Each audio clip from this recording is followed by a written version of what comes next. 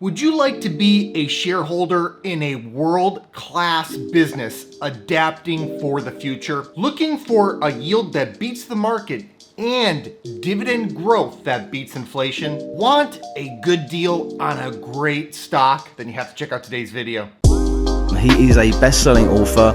30-year-old Jason Fieber has a plan. This guy retired at only 33 years old. I don't know if I know too many people that have accomplished something like that. He's really kind of a guru when it comes to passive income. Before I get into today's content, please give us a big thumbs up if you find value in our videos. Helps us to get the word out and grow the channel, and I'd really appreciate it.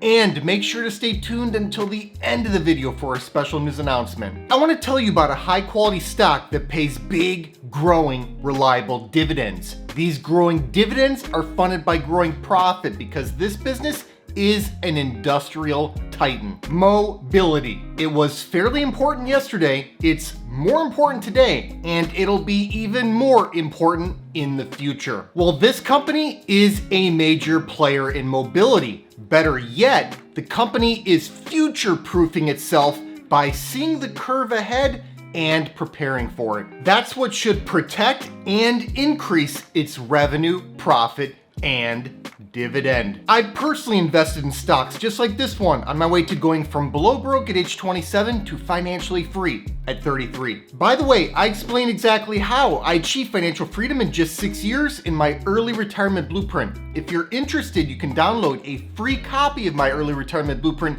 using the link in the description of this video. Getting back to the stock I'll tell you about today though, perhaps best of all, it looks undervalued right now. Price is what you pay, but value is what you get. Why is that important? Because buying a dividend growth stock when it's undervalued should provide for a higher yield, greater long-term total return potential, and reduced risk. With this in mind, I want to share with you an opportunity I recently came across in shares of Cummins Inc., which appear to be trading at a significant discount today. Cummins Inc., stock ticker CMI, is a multinational company that designs, manufactures, and distributes engines, filtration, and power generation products. Founded in 1919, Cummins is now a $36 billion by market cap manufacturing giant that employs nearly 74,000 people. The company reports results across 5 business segments: distribution 32% of fiscal year 2022 sales, engine 29%, components 28%, power systems 11%, new power less than 1%. The company makes money by manufacturing, distributing, and supplying a range of diesel and natural gas engines and related components. Many types of vehicles use these engines. Think heavy-duty trucks, medium-duty trucks, buses, recreational vehicles, construction machinery, agricultural machinery, and watercraft. If that's all there was to Cummins, you'd have a pretty good story. However, there's a lot more to it than that. Cummins is positioning itself for the future of mobility by investing in fully electric and hybrid powertrain systems, as well as hydrogen fuel cell technology. Unfamiliar investors might assume that Cummins is just an engine company. That's missing the big picture. Cummins is providing a full suite of products to cater to present and future mobility and power generation. This distinction is important. Everyday goods are often produced and moved around using the power generation products that Cummins manufactures and distributes. Thus, Cummins is a vital element of the industrial backbone of the American economy. This is why Cummins has been wildly successful for more than a century, and with prescient preparations for the next era in mobility and power generation, Cummins may see even more success over the next century. A more successful Cummins would result in more successful shareholders, which would partially play out through growing dividends. Already, Cummins has increased its dividend for 17 consecutive years. The 10-year dividend growth rate of 12.9% is very solid, although more recent dividend raises have been in the 8% or so range. Still, I'd argue that's enough dividend growth when you consider the stock's yield of 2.5%. While that yield beats what the broader market offers, it does slightly trail its own 5-year average. However, there's a case to be made that the yield was at times surprisingly high for a world-class manufacturer like this. The payout ratio of 41.5% shows us a healthy dividend poised for much more growth ahead. I like dividend growth stocks in what I call the sweet spot, a yield of between 2.5% and 3.5% paired with a high single-digit or higher dividend growth rate. The yield is at the low end of the range, but the dividend growth rate is dead on. We're looking at a really solid dividend package here. Looking at business growth, Cummins moved its revenue from $17.3 billion in fiscal year 2013 to $28.1 billion in fiscal year 2022. That's a compound annual growth rate of 5.5%. I like to see at least mid-single digit top line growth from a mature business like this. Cummins delivered. Meanwhile, earnings per share grew from $7.91 to $15.12 over this period, which is a compound annual growth rate of 7.5%. Good stuff. Excess bottom line growth was mostly created through consistent buybacks. The outstanding share count is down by approximately 24% over the last 10 years. Looking forward, CFRA believes that Cummins will compound its earnings per share at an annual rate of 8% over the next 3 years.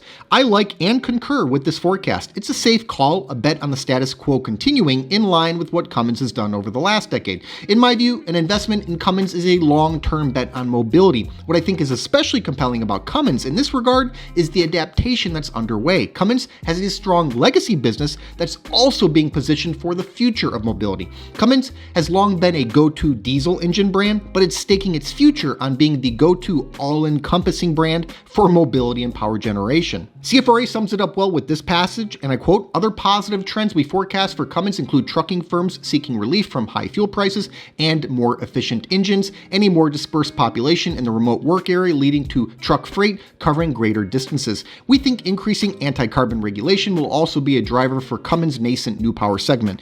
We see these drivers allowing for Cummins' 2024 sales to grow 20% versus 2022, unquote.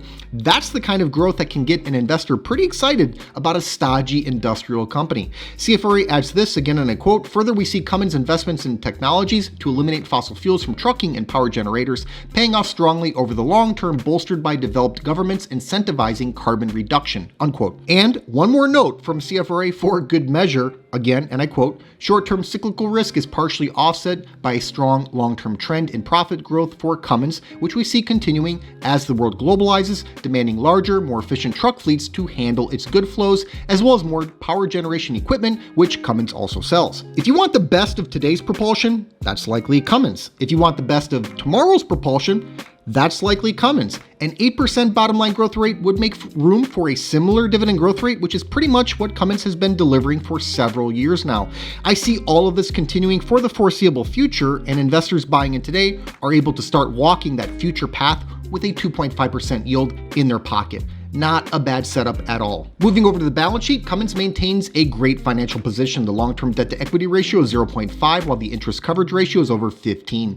Profitability is strong and surprisingly consistent as the industry is cyclical. Over the last 5 years, the firm has average annual net margin of 8.4% and annual return on equity of 25.1%.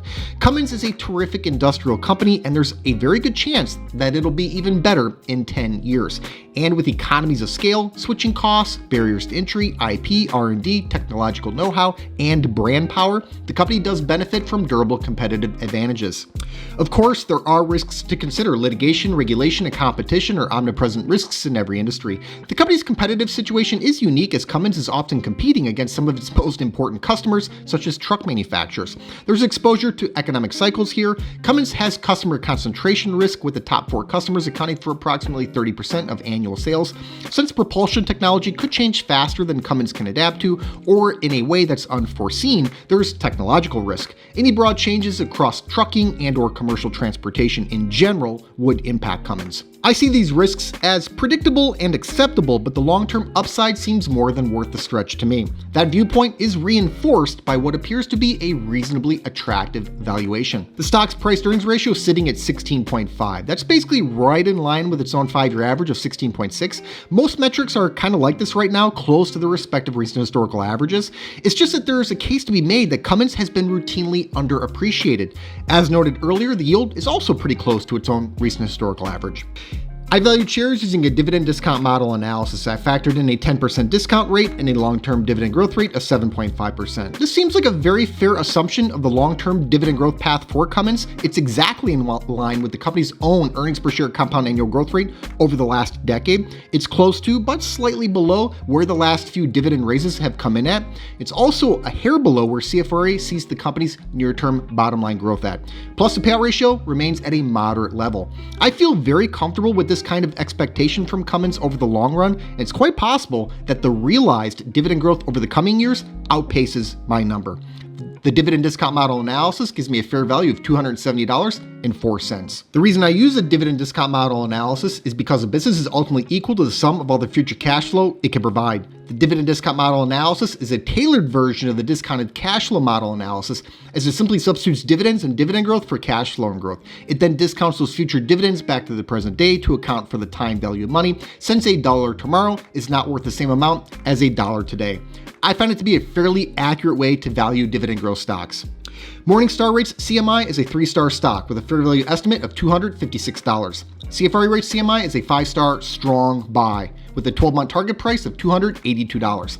I'm somewhere in the middle here, albeit closer to where CFRA is at. Averaging the three numbers out gives us a final valuation of $269.35, which would indicate the stock is possibly 7% undervalued.